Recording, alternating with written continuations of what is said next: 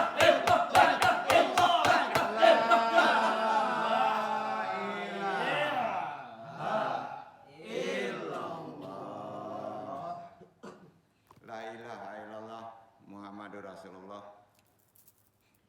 ila hadiniya sholihi wa ila hadrati Syekh Abdul Qadir Jalani bi syafaat Nabi Muhammad bi iznillah waridullahi ya Allah ya Allah ya Allah innaka la kulli syai'in qadir taqdi hajatina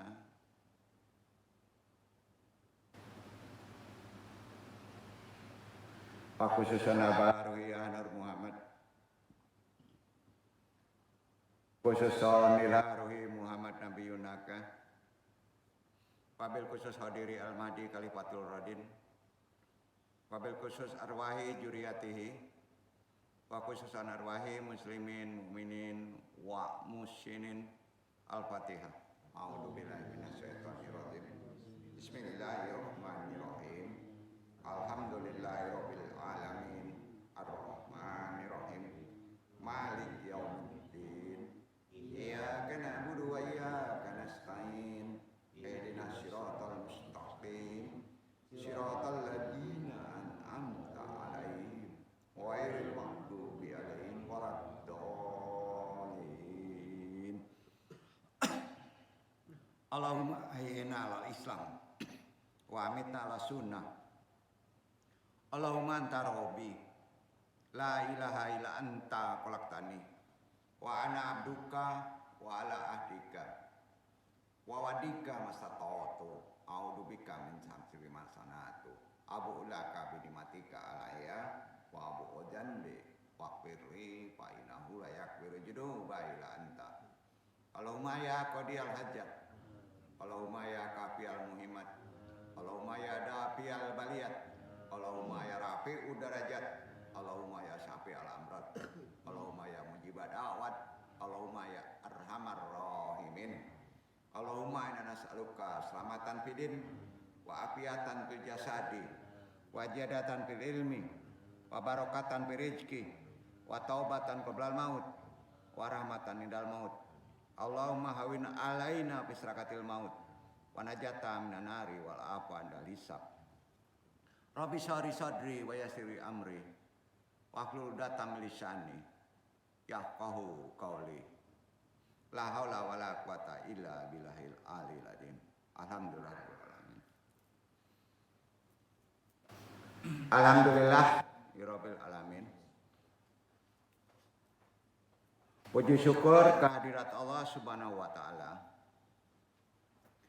Dengan kodrat iradatnya juga rahmatnya kita masih bisa diberi waktu untuk datang ke tempat ini berthalibul ilmi. Hadirin jamaah ikhwan rahimakumullah, baik yang mengaji secara talaki, secara langsung, yang andung taklimi, juga ikhwan akhwat yang mengaji secara tidak langsung mungkin melalui dunia medsos, semuanya rahimakumullah. Di pertemuan ini Al-Fakir yang bodoh ini, tajuk kita akan kita bahas muqawimatun warin fi ta'alimi sobiati, makomat wara dalam ajaran tasawuf. Kalau dirunut sudah masuk tangga ketiga. Bab 1 dulu, part 1, karena ini ada dua bab 1 dan bab 2. Karena wara ini udah mulai naik, termasuk makomat yang tinggi, kita mesti bahas secara lebih jelas lagi. Amma ba'du, kita awali dengan sejarah luar biasa yang dipertontonkan kepada kita, peristiwa Isra Mi'raj. Ya. Ini terkait dengan kajian makomat. Ya. Makanya teori tasawufnya berdasarkan pijakan dari Isra Mi'raj tadi. Ya. Sebagai kaki pijak tujuan tasawuf itu dari Isra Mi'raj. Ya. Karena makomat itu kan berjalan secara ruhani. Kalau Nabi dari horizontal ke vertikal kan. Nah kita ini vertikal, berarti ruhaninya saja. Ya.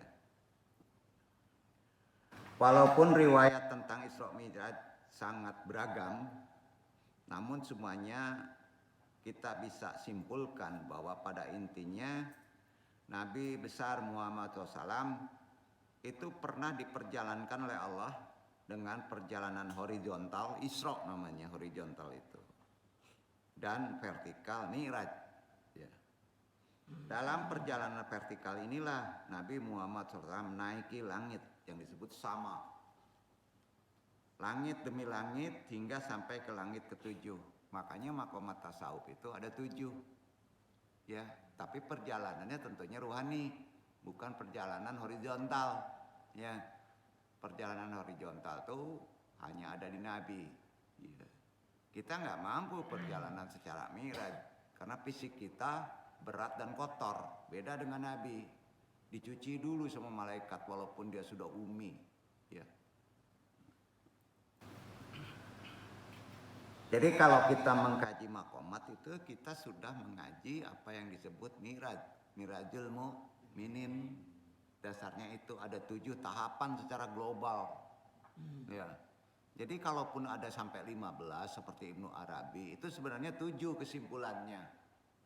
Cuman di satu maqamat itu bisa dipecah, ya. Enggak khilafiyah. Itu lebih detail lagi. Jadi dalam perjalanan vertikal inilah Nabi Muhammad menaiki langit demi langit hingga sampai ke langit 7. Di langit ke-7 beliau bertatap muka, berdiskusi dengan Allah. Yang akhirnya apa? Menghasilkan kewajiban bagi diri sebagai umat sholat 5 kali. Ya, dalam sehari semalam. Nah artinya kalau kita mengkaji maqamat, mengikuti derajat maqamat, tujuannya untuk apa? Sholat. Betul kan? Jadi bertarekot, bertasawuf, ya, bermaqamat, tujuannya supaya kita bisa sholat. Lebih sempurna lagi. Jadi inti kajian itu sebenarnya tujuannya kita bisa sholat. Sholat itu kalau sudah sampai tahapan-tahapan ruhani maqamat maka sudah merasa dekat. Ya. Sholat 5 kali dalam sehari semalam itu awalnya kan ada yang disebut transaksi, seperti transaksi. Dalam dunia tasawuf peristiwa tersebut tidak hanya dijadikan sebagai momen sejarah aja kan. Bukan jadi sejarah aja, retorika aja ceritanya. Ada makna di balik itu. Ya. Nah. Tidak hampa makna loh. Makanya kalau kita misalnya merayakan Isra Mi'raj sering dengarnya sejarah aja, iya kan? Apa yang mesti diamalkan harus bermaqamat kan, berderajat mengikuti pemahaman konsep taraki. Ya. Tapi seharusnya kan dijadikan sebagai simbol inspirasi perjalanan mistikus manusia bisa bertemu dengan Tuhannya kan. Itu secara bahasa kerennya kan. Dalam Isra Mi'raj. Jadi antum kalau nanti mengawali mendengar atau merayakan Isra Mi'raj baik di masjid, kita sudah berbeda. Maknanya sudah berbeda.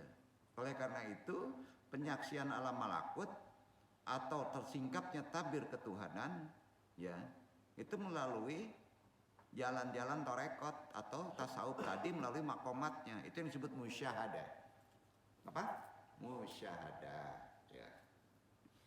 Dalam dunia tasawuf menjadi tujuan akhir pencarian kejernihan jiwa bagi para seorang sufi untuk bisa semurni-murninya sholat, sesempurnanya sholat kita jemput.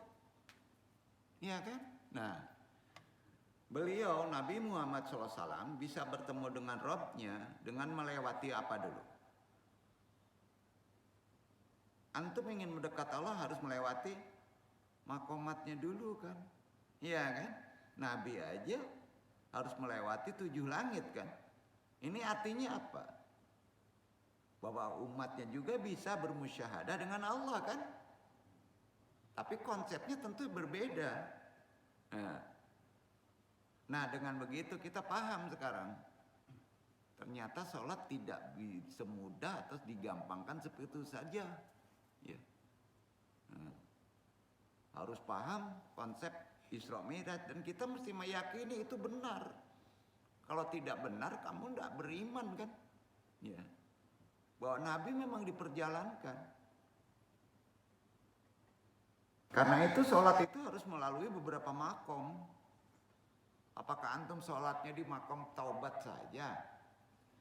Nah, betul kan? Ya. Melalui beberapa makom, terminal-terminal, derajat yang harus dilalui untuk menjadi arif billah.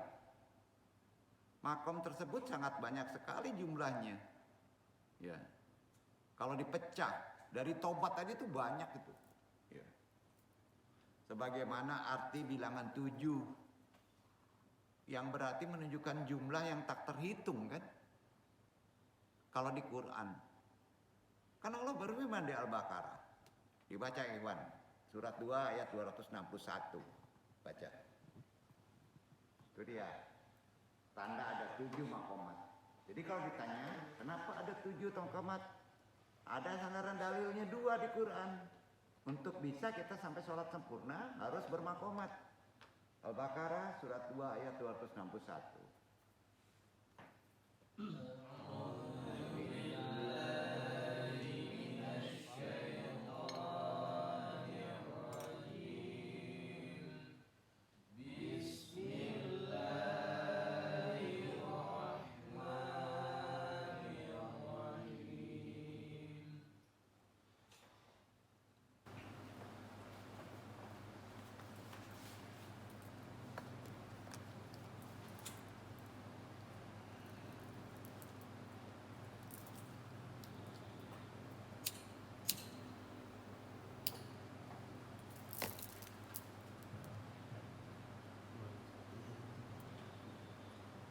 261.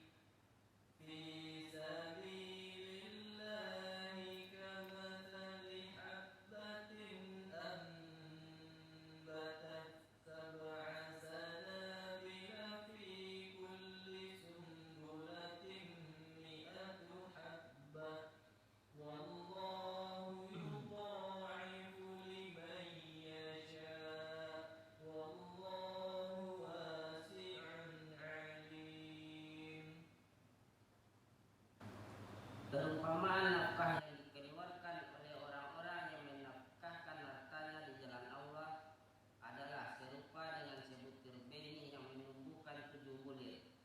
Pada tiap-tiap bulir 100 biji. Allah melipat gandakan gandaran bagi siapa yang dikehendaki. Dan Allah maha luas karunia-Nya lagi maha mengetahui. Dibaca ulang. Tadi Anung salah sebut 185 terkait Ramadan.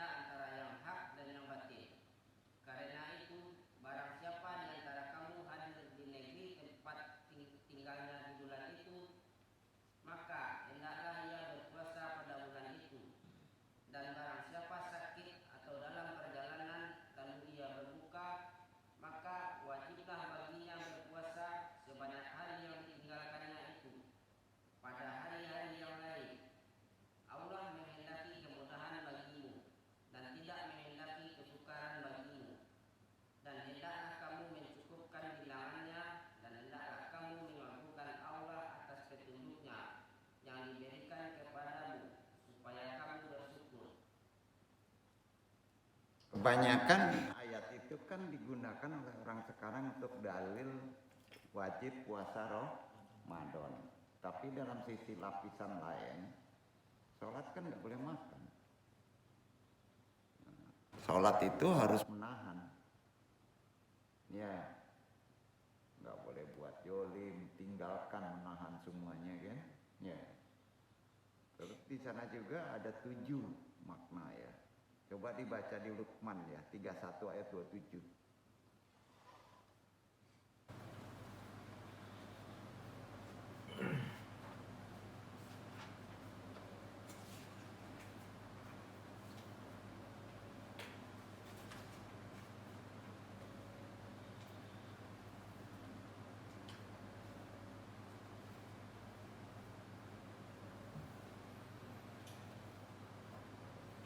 ولو أن ما في الأرض من شجرة أقلام والبحر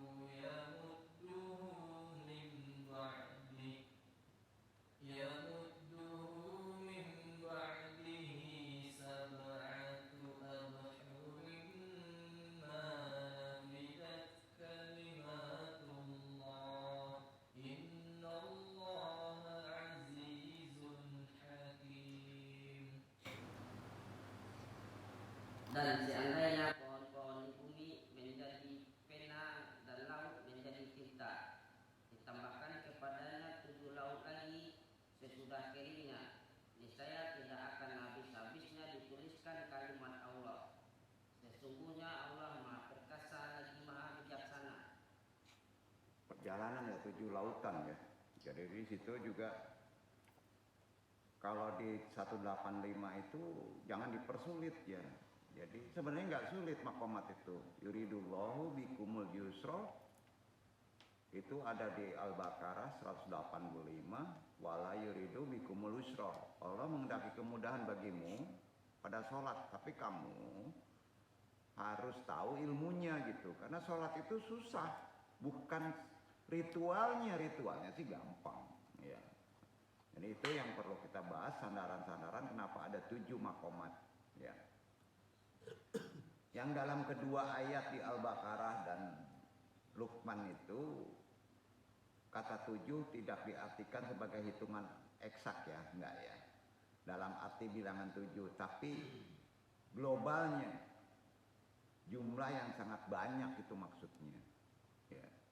Jadi taubat itu maqamatnya juga banyak sebenarnya. Ada 4. Ya. Jadi sholat itu beda-beda orang itu derajat akhlaknya, ya pasti, ya. Walaupun demikian maqamat dalam standar secara umum, ya. Kalau kita ngaji tasawuf, jumlahnya ada 7, kita udah masuk 3 nih. Ya. Apakah sholat kita di maqamat taubat aja? Nah.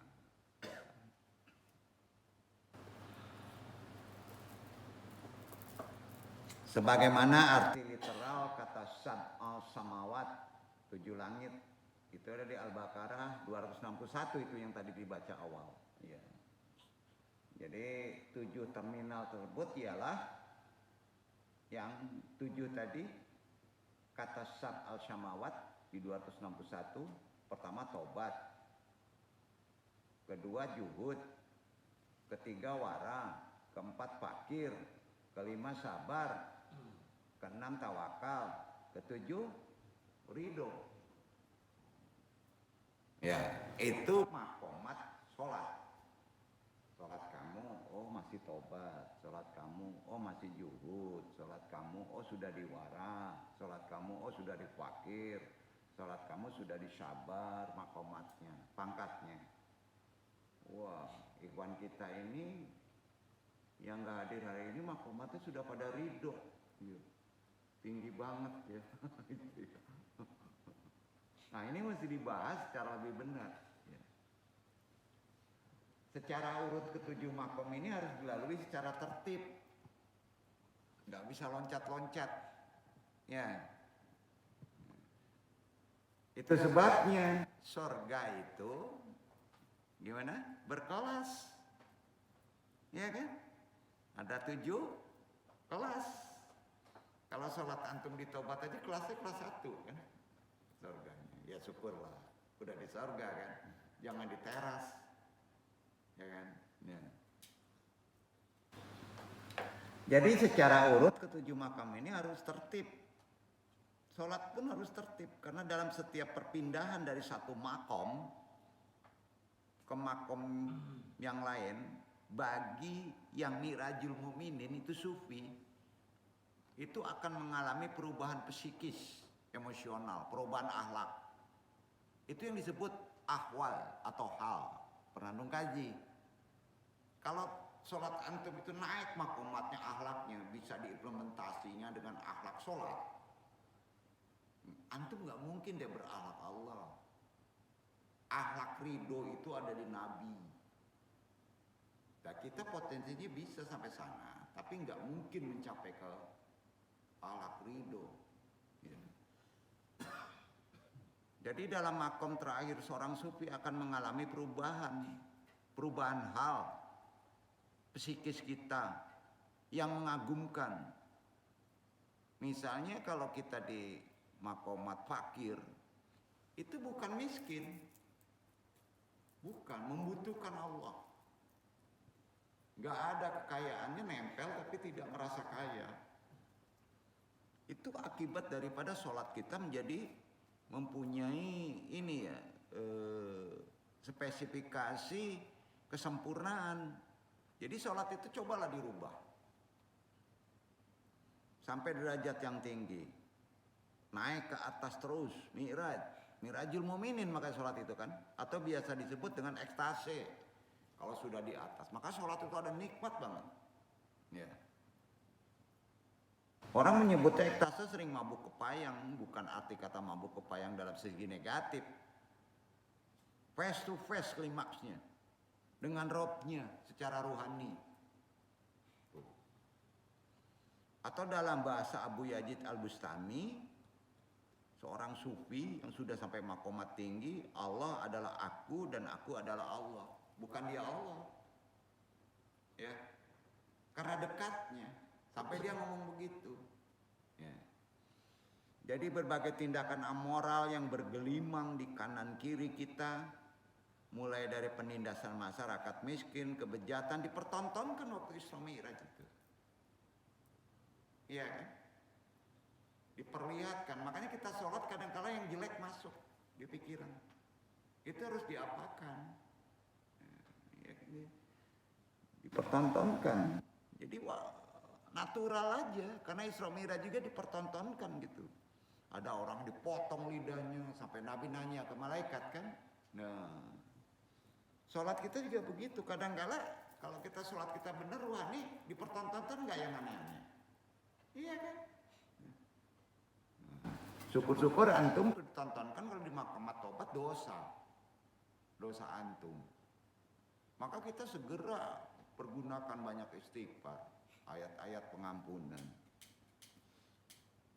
Nah itulah banyak orang yang mengenakan jubah sekarang, berjenggot ala Rasulullah, mondar-mandir, bawa tasbih, tapi hati mereka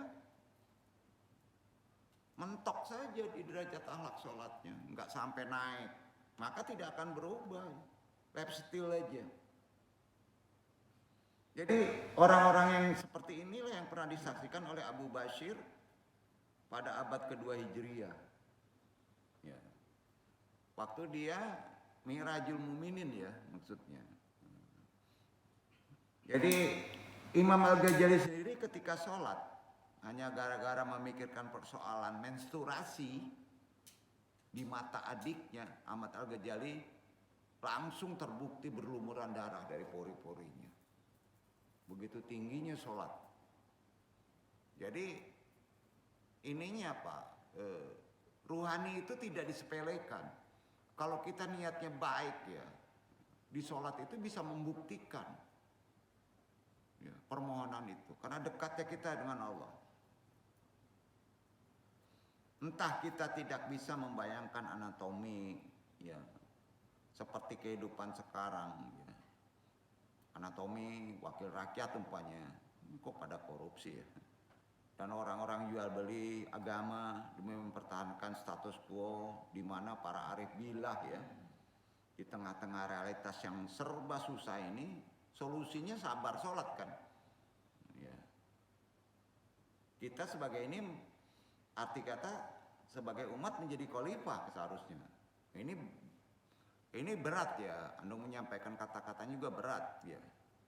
Pokoknya begitu hebatlah sholat kalau kita mengikuti makomat derajatnya. Akan memecahkan semua solusi dalam kehidupan dunia. Jadi Nabi di-Isra Mi'rajkan oleh sang pemilik jagat raya. Ini tentunya kita sudah tahu guna membersihkan dimensi spiritual kita dan bernegosiasi dengan Rob. Dalam sejarah Isra Mi'raj tercatat bahwa Nabi Muhammad SAW sempat bernegosiasi dengan Allah dalam urusan jumlah sholat yang diperintahkannya. Hal ini kan dilakukan oleh yang menyandang gelar Al-Amin. Kejadian ini membuktikan bahwa kita selaku hambanya bisa dan boleh saling tawar-menawar dengan Allah, boleh. Tapi dalam kondisi nawaitu sholat. Baca di doa. Ya. Jadi hikmahnya gini, kalau kita sholat, setelah Al-Fatihah membaca doa, itu tawar-menawar. Ya Allah, misalnya, doa perubahan nasib. Betul kan? Itu akan dikabulkan. Tapi kan kita harus berbaca dengan ayat-ayat Quran mana yang cocok. Ya, beda dengan niat tidak waktu sholat. Kenapa waktu sholat? Karena waktu sholat itu antum duduk di tempatnya, di derajatnya, berjalan. Tuh. Hebatnya sholat itu. Coba bayangin kalau kita itu waktu sholat ya, memahami konsep Robik firli warhamni warjukni wajiburni warfani waafini wafuani, itu kan waktu sholat. Itu berhadapan dengan Allah. Kalau antum mengerti makna, itu udah clear urusan semua persoalan, betul kan? Ya. Insya Allah kamu diringankan. Ya. Seperti sejarah Isra Mi'raj, diringankan jumlah sholat yang harus dilakukan muslim mulai dari 50 kali. Cobaan yang begitu banyak hingga akhirnya menjadi 5 kali. Ya. Nabi Musa mengkhawatirkan bahwa sholat yang 50 kali itu tidak akan sanggup dilaksanakan oleh umat Muhammad. Sebagaimana dikatakan Al-Qurtubi bahwa hikmah dari pengkhususan Musa dengan meminta Nabi Muhammad kembali lagi kepada Rabb-nya, kepada Allah dalam perintah mengurangi sholat, memungkinkan bahwa umat Musa pada zaman Nabi Musa dibebankan dengan beberapa sholat yang tidak dibebankan kepada umat-umat sebelum kita kan. Pasti tinggi itu. Tahu Nabi Musa kan, umatku aja gak sanggup. Pasti lebih tinggi dari 5 waktu. Betul kan? Kenapa Nabi Musa memberi saran? Berarti kan dia sudah mencoba umatnya.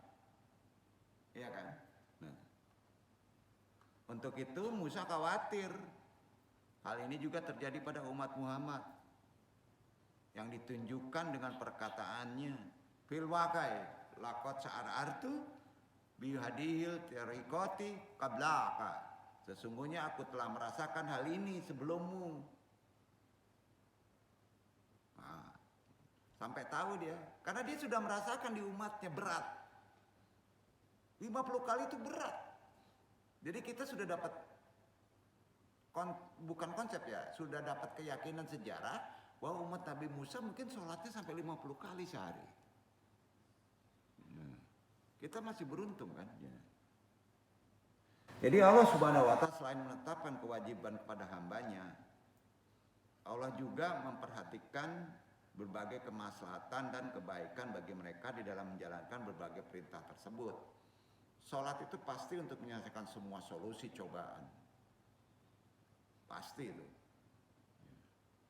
Percuma deh antum doanya kuat kalau sholatnya nggak serius. Kalau sholatnya betul naik makomatnya, doa pun nggak ada. Makanya orang tasawuf jarang berdoa. Kenapa? Karena di sholat itu udah clear. Bukan arti kata kita sombong loh. Ya. Karena malu. Makomat naik. Kita meminta itu malu. Ya. Kemarin kan kaji itu. Kenapa malu? Kita sudah diberi. Tidak ikut serta menciptakan bumi, tidak ikut serta menciptakan oksigen, tapi tinggal nyedot aja kan. Betul kan? Insya Allah dari sholat aja kesempitan dan kesulitan kalau antum naik makomatnya. Enggak ditobat saja. Ya. Selesai urusan. Ya. Kebayang nggak orang yang nggak sholat? Diuji terus kan? Jadi kuncinya ajaran makomat, ajaran tasawuf, zikir untuk bisa sholat sampai sempurna. Itu kuncinya. Bukan jadi wali. Bukan. Gimana kita bisa mendekat sedekat-dekat dengan Allah, meminta tolong kepada Allah. Nah itu ada di makomatnya.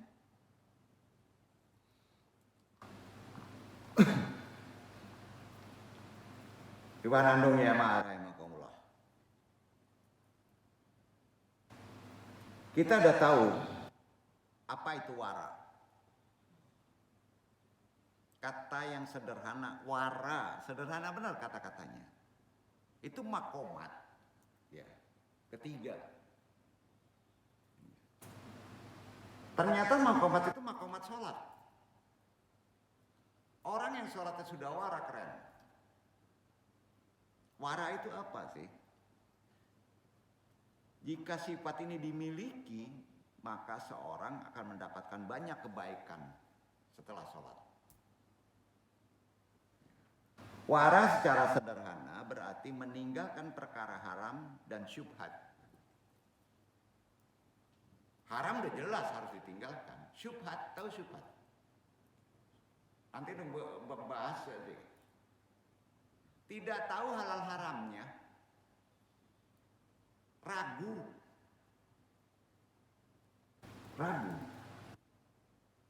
Taruh uang 1 miliar itu, ya apakah orang menaruh atau tidak? Itu syubhat itu, nggak boleh diambil. Syubhat aja ditinggalkan. Itu wara.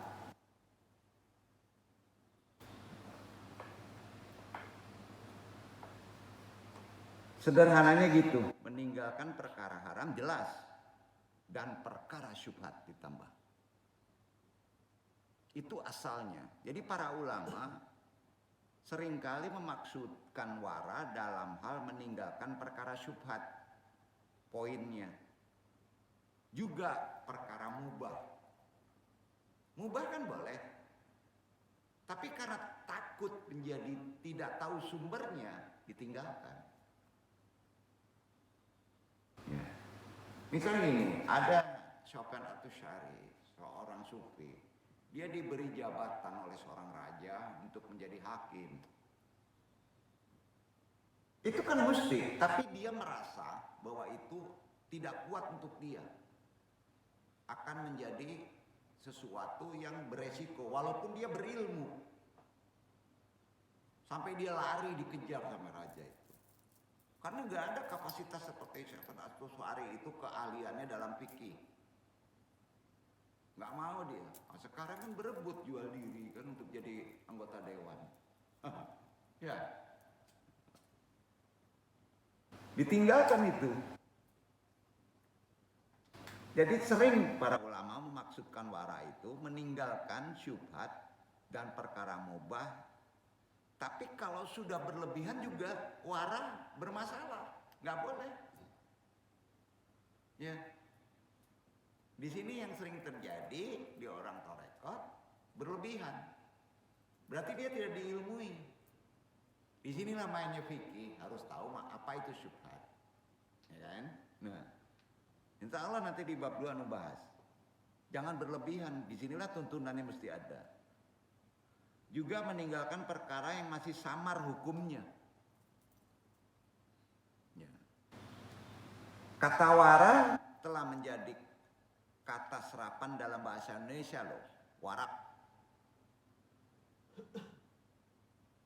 Wara atau warak dalam kamus bahasa Indonesia bersifat menjauhi perkara yang belum jelas. Kalau itu nggak jelas dijauhi. Kalau uang itu nggak jelas nggak diambil, walaupun dikasih. Itu namanya wara. Tinggi nggak makomatnya? Tinggi ya. Tinggi dari juhud loh. Jadi jelas tuh. Kalau nggak jelas dia nggak mau ambil. Menjauhi perkara yang belum jelas status hukum halal haramnya. Karena khawatir pada ujungnya nanti ada haramnya. Kita mengambil, jelas halal nih. Jelas halal. Tapi ragu nih nanti ujung ke haram nggak diambil. Itu disebut wara. Misalnya, kita harus warak dalam mencari rezeki. Harus. Zaman sekarang susah loh. Kalau nggak jelas nggak diambil. Susah kan? Ya. Secara umum wara berarti menjauhi sesuatu yang dilarang, itu aja. Kalau timbul khawatir, itu udah mainan batin. Nggak enak nih. Nggak diambil ya. Karena was-was. Tetapi sebenarnya wara terdiri dari 4 tingkat. Disinilah ada tingkatannya. 4 dulu ya. Itu mainan batin tuh. Diambil enggak, diambil enggak. Nah, kepekaan ini di wara ini, dia langsung bisa mengetahui ini untuk saya. Ini halal. Ini enggak bisa. Apalagi perkara jodoh. Oh, kok cara diri dia nih? Itu wara namanya. Ya. Melangkah berikhtiar pun kalau sudah wara tahu langkah itu kemana. Yang untuk kita. Ya. Itu manfaat amalan wara. Ya.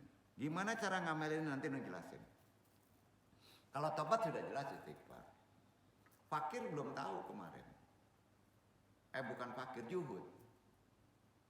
Juhud udah tahu amalannya. Nanti disimpulkan tuh. Berada di sholat, ngasanya di zikir. Zikirnya la ilaha illallah, Allah, tapi nawaitunya sudah beda tuh perubahan akhlaknya.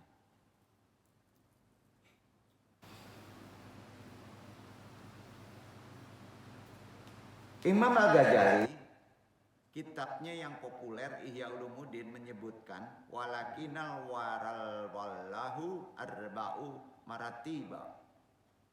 Artinya, kewaraan memiliki 4 tingkatan level. Itu ada di Ihya Ulumuddin. Kalau sudah baca Ihya Ulumuddin ada tuh 4 levelnya.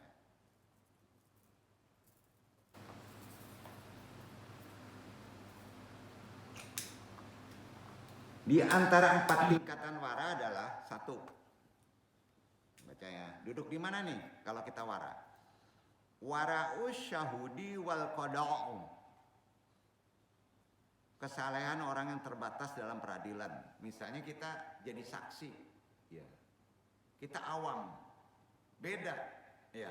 Arti gini, itu wara yang minimal, wara paling rendah, di mana menjadi syarat integritas saksi di pengadilan umpamanya. Tanpa kewaraan ini seorang dapat keluar dari kriteria sebagai saksi hakim atau pemerintah. Jadi kewaraan minimal ini adalah kewaraan seseorang yang menjauh diri dari barang haram secara lahiriah. Jadi dia jauhi seperti misalnya maaf daging babi, ya riba, jelas haramnya. Tapi dia nggak tahu dapatnya. Ayam halal, ya kambing halal, ya. Tapi mendapatkannya haram. Dia tidak makan. Paham ya? Itu udah naik waranya itu. Yang kedua, warawisyu sholihin. Waranya orang soleh. Waranya orang soleh adalah yang menjauhi diri dari barang syubhat, memiliki berbagai kemungkinan haram, makruh, mubah, dijauhi. Makruh, mubah, termasuk apa? Makruh itu apa? Rokok. Ya. Di sini kita tahu, semua perokok kan, yang duduk perokok. Kalau duduk di wara, waranya di mana? Baru wara minimal. Bayangin, makruh aja ditinggalkan. Ya. Karenanya Imam Al-Ghazali, waranya orang soleh, mengutip hadis At-Tirmidzi ini ya. Qala sallallahu alaihi wasallam, dama yuribuka illa mala yuribuka. Rasulullah bersabda, tinggalkan apa yang membuatmu ragu kepada apa yang tidak membuatmu ragu. Sekarang kan khilafiah nih. Rokok itu makruh. Ragu atau enggak? Sebagian yang menyebut haram, jangan jauh-jauh. Musik, rock and roll. Halal atau haram? Ragu. Ya, masih banyak perdebatan. Tinggalkan. Kita tinggalkan aja. Ya, karena itu perkaranya syubhat. Tunggu ya, itu maqamatnya. Nah. Itu ada hadisnya, hadis riwayat Tirmidzi. Ya. Qala sallallahu alaihi wasallam, dama yuri buka illa mala yuri buka. Kalau ragu, tinggalkan. Sampai tidak membuatmu ragu. Jadi solusinya apa? Tanya ahlinya. Bertolebul ilmi. Buka kitab. Jadi penafsir. Kalau kita udah ketemu ini halal, maka hilang tadi keraguan, maka kita boleh melanjutkan. Duduk. Enggak mendengar taklid kata ulama. Ya. Nah, gitu.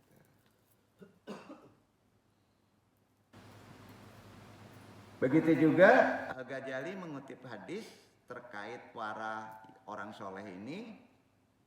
Waqal sallallahu alaihi wasallam, al-idmu hajajul qulubi. Rasulullah bersabda, dosa adalah sesuatu yang terpendam dalam hati. Nah, enggak lahir perbuatan. Di hati aja kalau terpendam dosa. Itu wara orang soleh. Udah kelihatan di sini kalau wara itu makomatnya tinggi kan? Iya kan? Nah, ini hadis riwayat Baihaqi, Ibnu Mas'ud Sahih. Ya. Yang ketiga, naik lagi nih wara nih ya. Masih wara itu. Ada 4 tuh. War al-muttaqina. Wara orang bertakwa. Wara orang yang bertakwa adalah orang yang meninggalkan kelebihan barang murni, kehalalannya dikhawatirkan dapat membawa kepada yang haram. Anda nukil aja ke hadis karena menjabarkannya berat. Ulama menjabarkan begitu. Waranya orang bertakwa adalah yang meninggalkan kelebihan barang murni, kehalalannya yang dikhawatirkan dapat membawanya kepada yang haram. Maka sabda Rasulullah terkait wara nomor 3 ini, Rasulullah bersabda, ya, nih. Hadis riwayat Tirmidzi, Ibnu Majah, Al-Hakim, jelas sahih. Perhatikan sabdanya nih. Qala sallallahu alaihi wasallam, la yakunu rajulu minal muttaqini hatta yadamala basabihi makafatan mimma bihi ba'sun. Rasulullah SAW bersabda, seseorang tidak termasuk ke dalam golongan orang bertakwa sehingga ia meninggalkan apa yang tidak masalah. yang tidak masalah meninggalkan apa yang halal karena takut terbawa kepada yang menjadi haram. Lebih jelas tuh ya. Ditinggalkan yang halal kalau takut terbawa haram. Duduk ya. Nah, tinggi nggak? Naik lagi kan? Nah, yang keempat. Contoh jadi kewaraan takwa ini adalah seseorang untuk tidak membicarakan orang lain walaupun benar. Dia memang maling. Dia bicarakan dia maling, dia membunuh, kita bicarakan dia membunuh. Ya. Halal kan? Karena bukti kan? Nah, karena khawatir terbawa pada ghibah, maka dia tidak membicarakannya. Ghibah itu kan haram. Duduk nggak? Dikit bener ya perbedaannya ya. Dikit ya. Nah, sekarang kan sembarangan aja, nggak sampai detail begitu. Islam ngajarin kayak gitu loh, tingkat akhlak gitu. Orang yang sholat sudah ke tingkat ini seharusnya sampai tingkat ini kan harus dijabarkan. Kalau sudah tingkat wara, dia walaupun benar, dia tidak akan membicarakan kalau akan terbawa pada ghibah. Kepaham ya? Nah, yang keempat, wara usodikin. Orang yang membenarkan kewaraan, artinya gitu. Orang sidikin, wara orang-orang yang membenarkan kewaraan. Jadi golongan asyidikin wara ini adalah keberpalingan mereka dari selain Allah. Dia serba Allah. Kalau nggak Allah dia khawatir, ya, melewati sepenggal umur pada hal yang tidak bermanfaat. Takut karena umur berjalan. Jadi serba Allah dalam menambah kedekatan dengan Allah. Sekalipun mereka mengetahui bahwa aktivitas di luar itu tidak membawanya kepada yang haram, tapi takut waktunya itu habis, maka waktu itu tidak mau disia-siakan. Itu yang syidikin. Kebayang nggak yang tadi itu? Yang keempat itu. Mainnya di waktu. Jadi dia, waduh, kita nggak tahu ke depannya apa hidup mati, maka waktunya dipakai ibadah terus. Wah ini kalau udah tingkat ini, waduh, udah jadi sufi banget ya. Makanya di sini hati-hati ngamalin ini ya. Kebayang nggak tuh ya? Tapi ada orang dimudahkan sampai tingkat wara ini loh, sidikin. Ada. Tidak terganggu hukum sosialnya. Kebayang nggak wali-wali itu ada derajatnya? Ya. Kebayang ya? Waktunya hanya untuk zikir dia, karena waktu kedepannya takut dia. Begini aja terus. Tapi dia berinteraksi dengan orang juga, betul kan? Tapi zikirnya berdetak terus. Karena waktunya itu ke depan itu takut kalau tidak ada. Harus penuh dengan ibadah. Itu hampir derajat seperti malaikat loh. Jelas disebut wali itu. Itu makomat wara aja ada 4. Ya. 4 tingkatan wara ini tidak tertangkap oleh radar ulama jahil. Ulama jahil sulit tangkapnya itu. Dia harus dijelaskan itu. Kecuali wara minimal yang pertama tadi. Dia tinggalkan yang haram kan dia tahu itu. Yang 3 ke bawah tadi enggak tertangkap oleh ulama sehebat apapun juga, apalagi ulama-ulama jahil. Enggak ketangkap. Radarnya enggak kenangkap deh. Berat itu. Ya. Yaitu kewaraan menjadi kriteria seorang saksi, menunjukkan integritas seorang individu sehingga saksi putusan perkara dapat diterima. Jadi mengenai sifat wara ini, yang keempat ini, keutamaannya sifat wara telah disebutkan oleh Nabi SAW dalam sabdanya. Yang keempat aja ada sabdanya nih, hadis riwayat Tabrani. Ya. Sanadnya Hasan, hadis ini sahih li ghairihi. Ya. Fadlul ilmi khairun min fadli ibadati wa khairu dinukumul warau.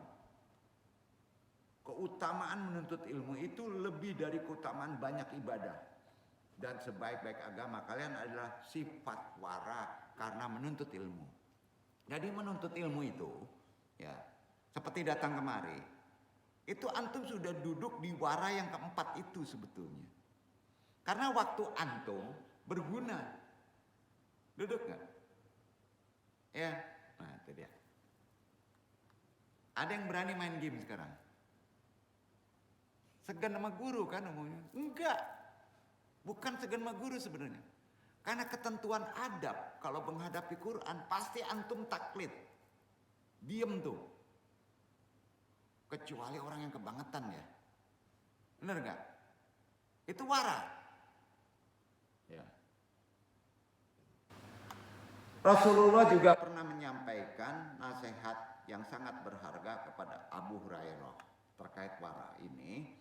Ya Aba Hurairah, kun warian takun abadan nasi, wa kun kunian takun askaran nasi, wa ahibalin nasi, matuhibu li nafsika takun mu'minan wa ahsin, jiwar man jawaraka taksun musliman, wa akila dahika fa inna katarata dahika tumitul kalba.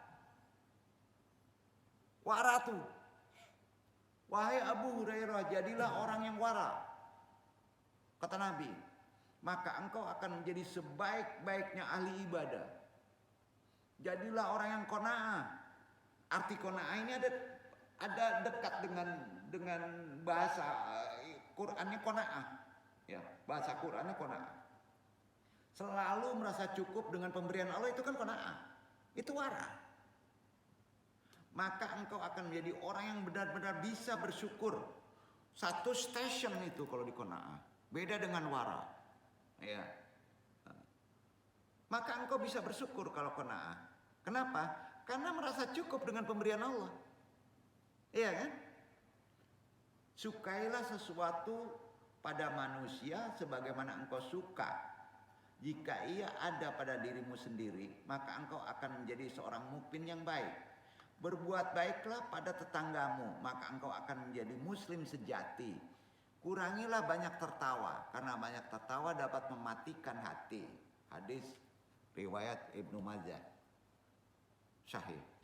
Bernomor 4217. Jadi sangat sederhana ya. Apa yang disampaikan perkara wara ini yang menemukannya ada Ibnu Qayyim mengenai pengertian wara. Ibnu Qayyim juga menjabarkan wara melalui dalil dari sabda Rasulullah. Menjelaskannya begini. Waqad jama'a nabiyul wara'a kullahu fi kalimatin wahidatin faqala.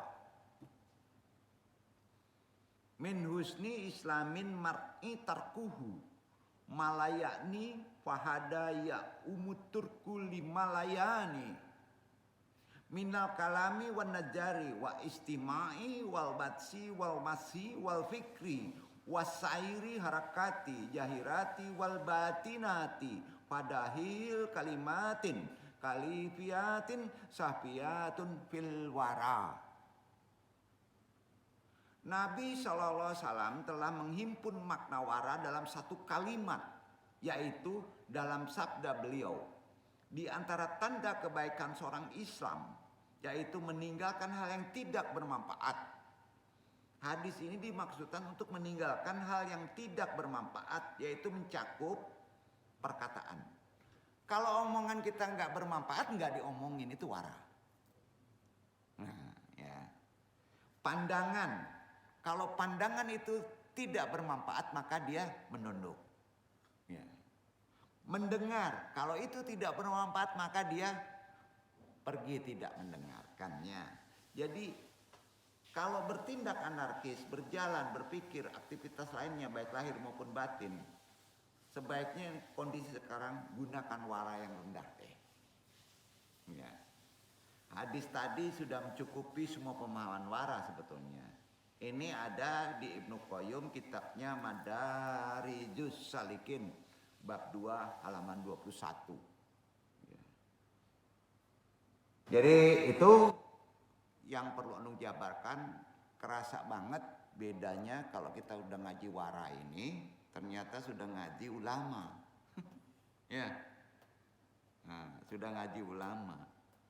Di makomat tobat, di makomat juhud saja kita udah babak blur kan. Kebayang nggak tuh? Kalau kita sudah dulu di makomat ridho, udah pasrah deh ke Allah. Ya Allah, kalau Allah berkehendak kita dinaikkan makomat, duduklah di makomatnya, kan gitu? Iya. Tapi kita kan nggak boleh nggak tahu persoalan ini, iya kan? Nggak boleh. Kenapa? Karena disejarahkan Isra Mi'raj. Apa sih isi hikmahnya? Bukan retorika sebagai sejarah tanpa makna kan? Iya kan? Kita masuk, kita